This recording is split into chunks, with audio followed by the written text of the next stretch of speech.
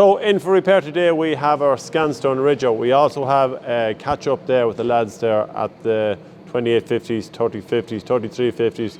We also have Mick there with two forklifts, one in for repair, the other in for a bit of a revamp. In last week's video there we would have taken a trip down to IFM, a business that's been operating for over 50 years. Spoke to Joe Riley, and Joe Riley had a bit of a quiz going on. We had an incredible amount of answers come in there on the channel, but we've it narrowed down to 7, I think, Cathal. Yeah, we have 7 correct answers here, and the correct answer was actually 7,000 hoses per week is made in IFM, which is an incredible amount of hoses, but they have some set up for making them down there. So we have the 7 correct answers. We're going to put them into the hat here, and the best of luck to the 7 who make it. We have user like, we have, who else are we here? Brian Flynn, Dylan McCormick, Mervyn Doyle, Connor Walsh, 2 more here. We've Liam Everett, and we have release valve 12. So best of luck to all that. I'll ask Sean, come over here. Sean is walking around there scratching his head, I think, isn't that it? Huh? A good loud man here now to pull it from. Go on, dig deep then. No looking, no picking. And don't blame me, blame Sean if your name doesn't come out of the hat. So who have we, Sean? Connor Walsh. We have Connor Walsh. So well done, Connor, there. A pair of work boots. So Connor, if you want to text us on either Facebook or Instagram there, we will put the link down, and the boys down in IFM will get them out to you. So well done on that. So yeah, look, first of all, we'll head over to David. A few repairs going on the Scanstone Ridger. Now these are the tips. Generally, I think we'll probably get 2 sets, and then we'd have to, in the year, and that's it, we'd have to replace them. Really what happens to them is they will split down the centre here. Probably most of the pressure being on the point of it, David. Well, it's just, it starts wearing down the actual the thickness of the part. Yeah. And this is because they're stretched out. When they're being manufactured, that's it. They just get a bit thin at the top. Yeah. Now we have used, we've often welded these up before, but before we put on a new set here, we're actually going to try something different this year and put in a bit of round bar. Now that's going to last. Yeah, that's going to last for a while, by the look of it. So yeah, we'll look at it. It's what we have, and that's it. So throw it into it. There's no harm. He's bigger than smaller anyway. And realistically, I suppose you want to put something on the top of it here, but look, where do you start and stop them? So if they're going to wear the edges off them here anyway, so it's just to stop that split. You know what I mean? So in other words, when it does, it'll start. This will support it here, and this will keep the point of it. Yeah, the point of it. Right. Again, they're not a cheap item. When you're anywhere in part now, especially in steel, it's going to cost you a few pounds. So if you can just kind of extend the life a little bit longer, hopefully these might actually see the. We'll test it out. This year. Yeah. So I could probably weld these ones up as well, just have a spare set. Yeah. So now that I have these to go off with a template, the parts from last week that I kept off the planter. We'll probably weld them onto this. You're going to reuse them again? Yeah. No waste. So, recycle, re-weld, reuse. Reuse, that's it, yeah. So, on this body, David, it feels... Yeah, this one is fairly tight. So, the bushings are fairly good in it. And the other end one, but from what I believe in this kind of runs and attracts, so this wouldn't be getting the same wear as the inside too. Yeah. So, I think it's every second run, is it? That's right, yeah. And that's it. So, this one's fairly tight. You can see the rock inside it.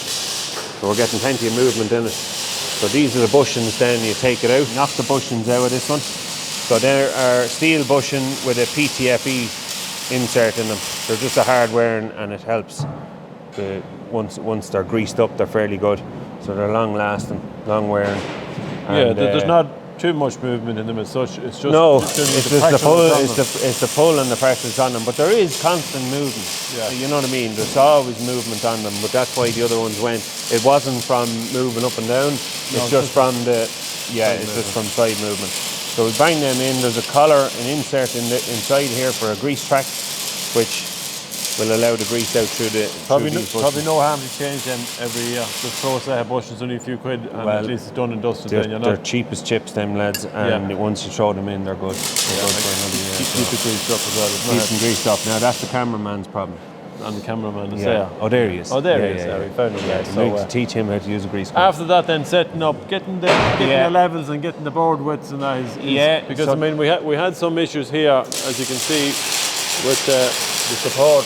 With the support rods on them, So what we had was the 2 middle ridges slightly higher than the outside ones, which is not helping the situation last year, I'd say. No. So we're getting, it's important to keep them right and level all the way across, so they're taking the same amount of clay as they're going through the ground. Yeah. Because otherwise then your different ridges, this ridge, is this going deeper, you're going to end up with a higher ridge and a lower one on the same pass, you know. So it's important to keep them right. They're digging into the ground, taking the same amount of clay and throwing them the same. So keeping them the same width. We went to the bother of getting levels on them, centre points here, and measuring across. There's a good bit of work gone into getting them right, and it's a tricky it's tricky enough. Yeah, they do take a lot of abuse as well. Yeah, and that's it. As well as that, then your pressures. So you have accumulators on the front. You pump them directly from the spool of your tractor. This is a pipe there just for that purpose only, isn't it? Feed it into a spool. Turn the spool down as low as you can. Right. Then you have your valves on them here. Now they're important to keep set right, because they allow these here. Your accumulators. They're basically a bladder inside. So when the pressure comes on your board, it pressurizes the ram back down through the hose, and your accumulator takes the whack of that. And it's just basically, instead of a spring or a shock or whatever it is, these do the job for you. Yeah. So there's a gauge here, set them at, I think these are set at, was it 100? It's actually 100 bar, I think they were set at.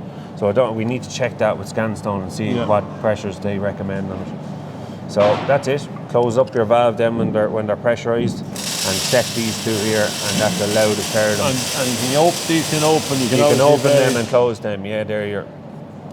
These are. Them might just need a little bit. Freeing out, but just to make sure they're a fine thread anyway. They're a fine thread, yeah. So there is actually markings on them.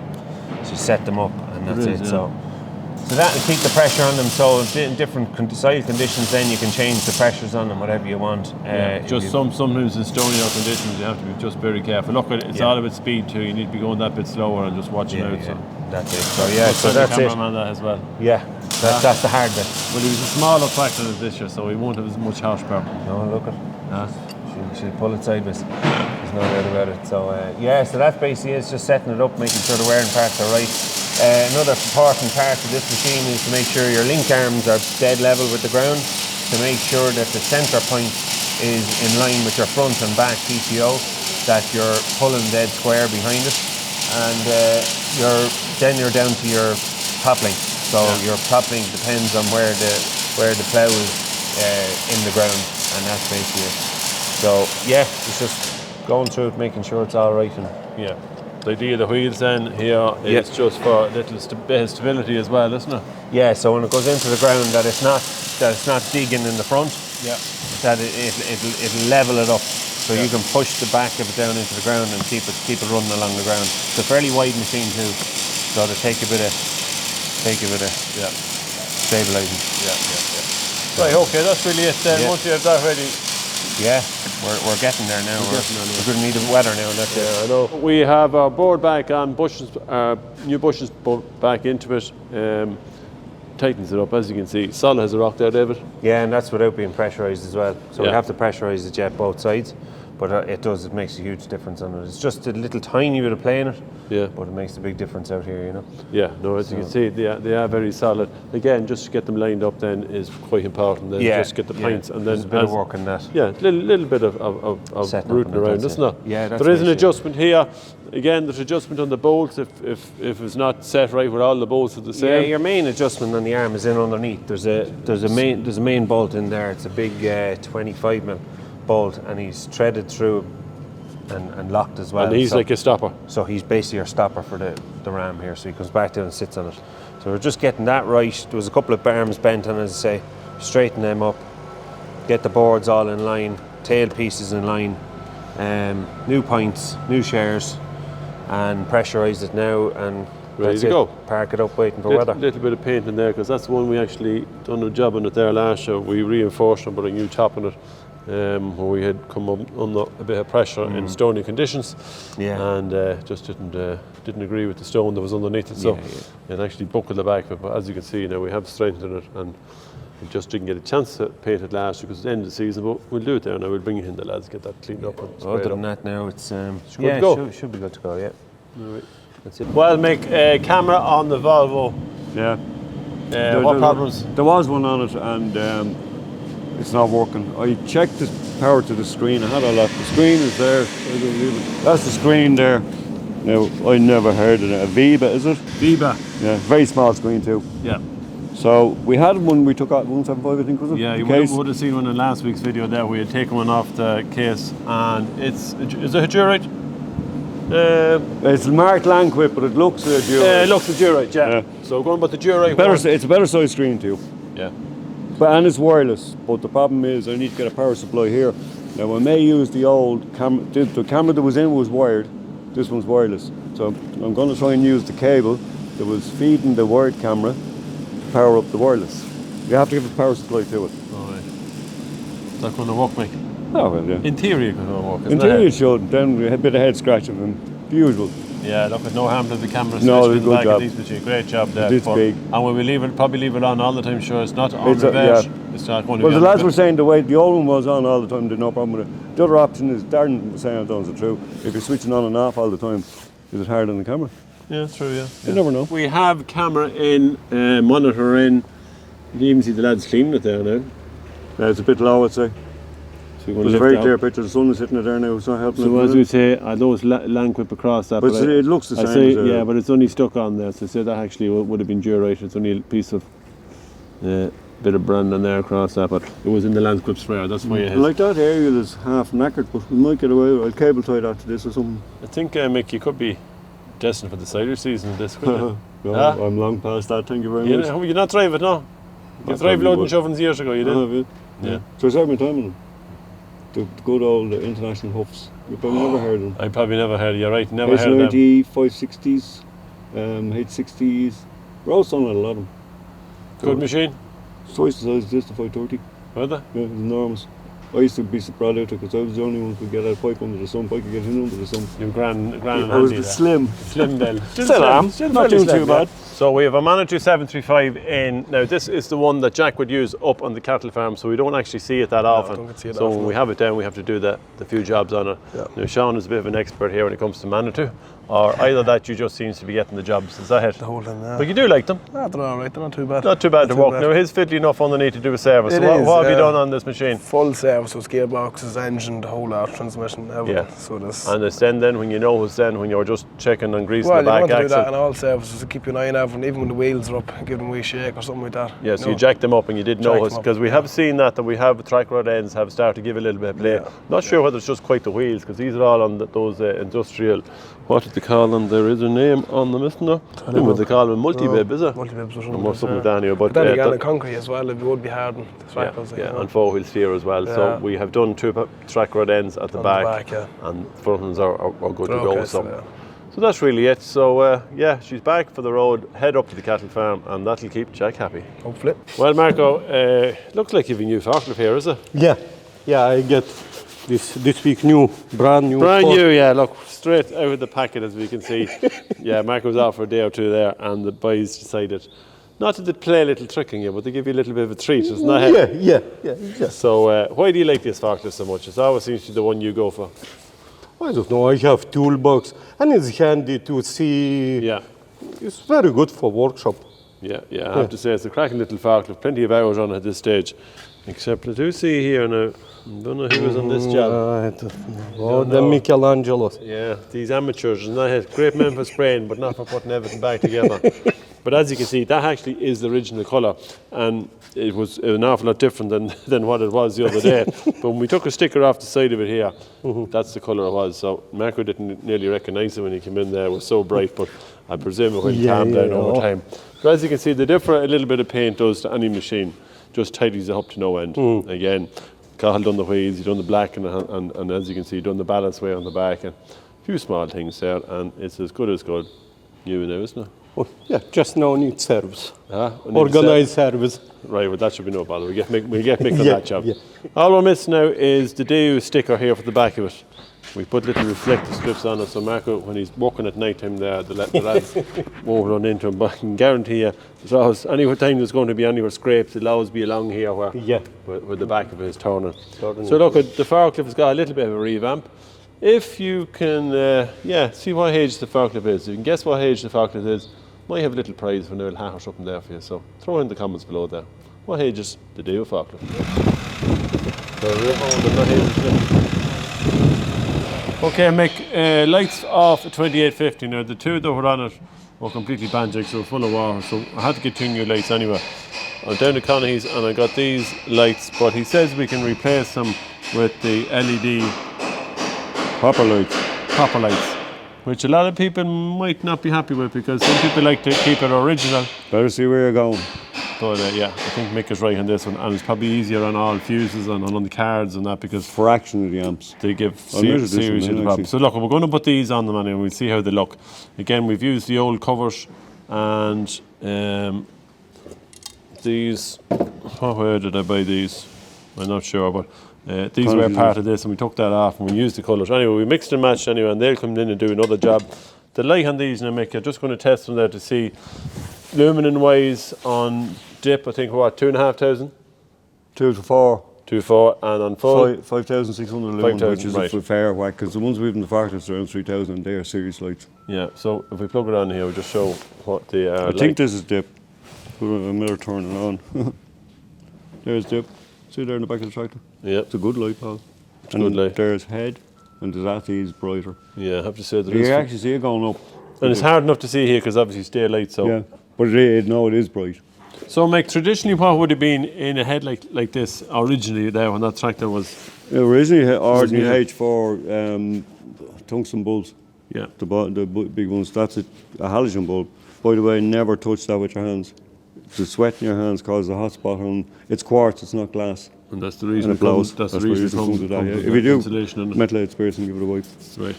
Okay, so as regarding amps now, and just maybe to explain to some of the viewers there, the difference between a halogen bulb compared to an LED and Generally a fraction of the consumption. Now, these are a higher lumen, so they're pulling a bit more power. They're pulling about 3 amps on head, I think. Was it 1.3 on dip, something Yeah. like that. These will pull 6 amps, around 6 amps on head, yeah, around 5.5 on dip. The formula is watts over volts equals amps. If you have a 12 volt system and you have a 60 watt bulb, which that has on head, 12.560. But there again, your voltage will go up a bit when you're on the alternator, right, okay. which is running. So we're just going to explain, just going to check it here with the amp meter, which is a very handy little piece of equipment to have. If we put it on the positive there, Which is about to fall off. I know it's very awkward there. I'm just small with the wires. So you have it looped around. Yeah, it's an induction amp meter. Right, I'm actually You can on, see there on we- heads there. Yeah, now. we're on 3 amps there So now. pulling 3 amps, and if I put it back to the dims, Well, 1.4. Yeah, where are we? 1.4 amps, 1.3. 1.4. Yeah. So that's still They're, quite low. yeah, but still half of what What the they would have ordinary been halogen bulb yeah, we what use, they which would have been means originally. Yeah. switches and everything have far less burning effect on them. Yeah, well, anyone that has John 3650s Deere's, or yeah. John Deere's, And I the guarantee- dash, I the guarantee card, the the fuse dash, card. the dash should be burned, and the headlight switches or the dip switches But I think will in be fairness, burned. probably a lot of that was done by fellas ramming on Extra. work lights and not putting relays in them, Yeah, which is a story for another day. exactly. When we get that someday, we will tell that story, won't we? Yeah, we do relays. Yeah. So that's really it, anyway. That's what's going on here with these headlights. These are destined for the 2850. Just going to do a quick update now on the John Deere tractors. As you can see, we have a 3040 outside. Min boys coming in. Come on. No, they're not coming in. We have a 3040 outside, and we've added another. We have a 3350 in here. So you would have seen this tractor in before, as that tractor is a fairly genuine tractor. Going to do the lift arms and the drop links on it there. Boys are working away on it. Look busy there, Paddy. So yeah, we're going to get the pins out of that. Again, not a whole lot of that. We might do the wheels. We'll see. We're not just sure on that yet. Bonnet is good. Connor is over here on the 3050. Shout out to Pádraig Brazil there, where I bought the tractor from. Just couldn't remember your name last week, Pádraig, but yeah, we're just doing a little bit on that, just doing the drop links on it. We have bonnets over here as well. Now, as you can see, we also have the roofs off them. I'm not just quite sure whether they're repairable or not. I'm going to get David to have a look at them there, because he's the plastic expert, to see whether we could patch some of them up. But that one is not just too bad. Might get away with that one. The other one then after 2850. A good bit of patchwork has been done on that. As you can see here, a bit of fiberglass behind. Really probably not what is after falling off there now, so we're probably looking at definitely a roof skin for one of them. So we've just mudguards to spray on this. Mudguards are fairly sound on it, in fairness. Boys have sanded them down now and they're just going to get ready for spraying. As we said with that tractor, we probably will take the cab off it at some stage. We're not just quite sure, we're not just ready to do it yet, but just to tidy up the few bits on it. That's really it with that. Then inside now, we have a good bit of work to do inside in the cabs on the 28. So just in relation to the 2850, the loader brackets, we've primed them up and we are going to spray them. We're just going to leave them on. I'm not just quite sure how we're going to do it yet, whether we're going to do anything with the loader that came with it, because it has quite a bit of work to do, but we'll give it an option of putting it on it someday. So we've battery box to taken off the battery box there to spray them on. And then we have over here, we've two bonnets. We've one off the 28, that's the one off the 2850, and that's the one off the 3050. Now the lads have done these themselves. This is probably not what you get coming out of a complete paint shop, but it ain't bad all the same. There's a nice feel to it there. And yeah, look at them, I mean, they've done a good job on them. Again, if you're bringing them off to a paint shop, it's going to, by the time you'd have a couple of them done, it would be a fair expense. So we've done them in-house here. Again, the tunnel, as we say, has a load of heat in it here, so it's able to kind of bake on, but if we're doing them professionally, you probably will have to bake it onto it, but still not bad. Sunroofs, yeah, most of them are generally cracked because they're left open. As you can see, this one is no different. Complete crack down the middle of it there. What can you do with these? Well, this one has been modified with a bit of galv on the top of it there, just to stop the water from coming in. So we will have to see what we're going to do with that, but to be honest now, it's just not in the best of shape. And then we have the covers around the dash, which will have to be replaced. These are completely gone, cracked, and you can buy them anyway, they're not the worst to get. So that'll have to be done. And again, this one in here, which is, as you go inside, that one I think is actually after, where the little window goes on, that one sits down there. And that is broken as well. So that's the joys there when you start going into old tractors. It's a never-ending pit there. Again, we're going to flatten this off and spray this up as well, give that another coating. And that's really, Connor is busy working away there. What are you doing, Connor? Masking up the cab. Ah, you're masking up the cab. David can spray the mudguards on it. Right, okay, that's all right. Well, we'll let you work away on that then. So that's really it from inside here. It's been a wet enough week weather-wise, and the lads have just been flat out in here just trying to get these few jobs done, which is great to do when the weather is poor, because apart from that we wouldn't be doing that. So yeah, the lads have been busy. So that's it for this week's Workshop Wednesday. Don't forget to like and subscribe to the videos there, and you will get a notification on your phone. So from over here at Finnegan's Farm, we'll talk to you all next Wednesday.